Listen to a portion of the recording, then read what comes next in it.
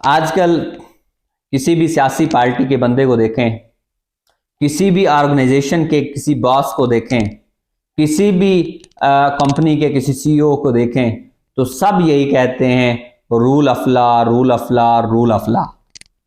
Rule of law हम पाकिस्तान के अंदर, अपने वतन अजीज के अंदर इस रूल ऑफ लॉ को कैसे इंप्लीमेंट करें। सबसे पहले वो आप रूल ऑफ लॉ इंप्लीमेंट करें अपने घर के अंदर, फिर वही रूल ऑफ लॉ आप इंप्लीमेंट करें। आप किसी ऑर्गेनाइजेशन में काम करते हैं या आप मातहत हैं या आपके लोग मातहत हैं, जैसा भी कंडीशन है उस पर आपने रूल्स और रेगुलेशंस को फॉलो करना है। उसके बाद जब आप ये बात करेंगे, ये काम करेंगे, ये प्रैक्टिस करेंगे, आपकी आदत बन जाएगी। जब आपकी आदत बन चुकी होगी रूल ऑफ लॉ के हवाले से, आपको प्रमोशन भी मिलेगी, आप मुतमईन भी होंगे, आपके हिस्से का रिज्क भी आपको मिलेगा, आपके हिस्से का सुकून भी आपको मिलेगा। तो उसके बाद जैसा आज चाह रहे हैं, तो आज से 15-18 साल के बाद जो रूल ऑफ लॉ है उस रूल ऑफ लॉ का बोलबाला होगा।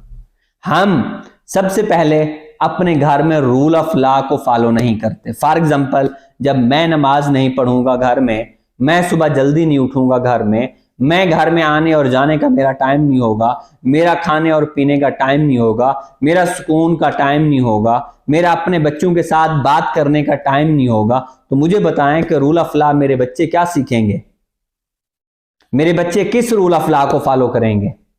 तो फिर उनका अपना रूल ऑफ लॉ होगा।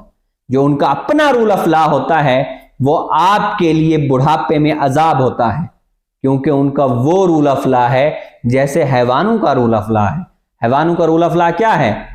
उनको जो रस्सी है, जब उनकी रस्सी आप खोलते हैं, उनको खुला छोड़ते हैं, तो वो फिर उनकी जो मोशन होती है वो रैंडम होती है। वो कभी इधर जा रहा है, कभी इधर जा रहा है, कभी किसी को टक्कर मार रहा है, कभी किसी को टक्कर मार रहा है। तो उसके मालिक के लिए अजाब होता है जिसका वो जानवर होता है। तो फिर ये जो बच्चे हैं तो ये जानवर बनेंगे।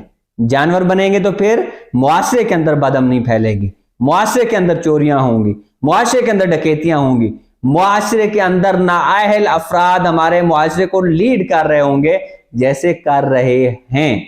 जब रूल ऑफ लॉ होगा तो इंशाअल्लाह पढ़े लिखे लोग आएंगे, हमारा मुआशरा अमन का गहवारा बनेगा, हम खुशहाल लोग होंगे, हम दुनिया के बाइज्जत और बावकार कौमों में हमारा शुमार होगा इंशाअल्लाह। अगर रूल ऑफ लॉ नहीं होगा तो जैसे चल रहे हैं वैसे ही चलेंगे, हमें परेशान होने की जरूरत नहीं है। फिर डिप्रेशन भी बढ़ेगा, हार्ट अटैक भी बढ़ेगा, फिर हमें जिगर की बीमारियां भी होंगी, मैदा भी खराब होगा, कॉन्स्टिपेशन भी फिर आराम से होगा, ब्लड प्रेशर भी हाई होगा, शुगर भी होगा, माइग्रेन भी होगा, ब्रेन हेमरेज भी होंगे। तो ये क्यों होगा? रूल ऑफ लॉ नहीं है। ये सारी की सारी बीमारियों की जड़ मैं समझता हूं कि रूल ऑफ लॉ के अंदर है। और रूल ऑफ लॉ क्या है?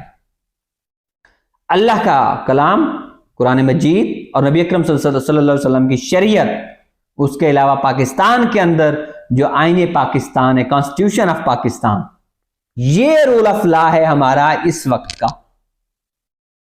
अगर हम इसके ऊपर अमल पैरा होंगे तो हम जैसा चाहते हैं हमारा घर वैसा बनेगा, जैसा चाहते हैं हमारा पाकिस्तान वैसा बनेगा इंशाअल्लाह। अपने भाई को दीजिए इजाजत। अल्लाह निगहबान।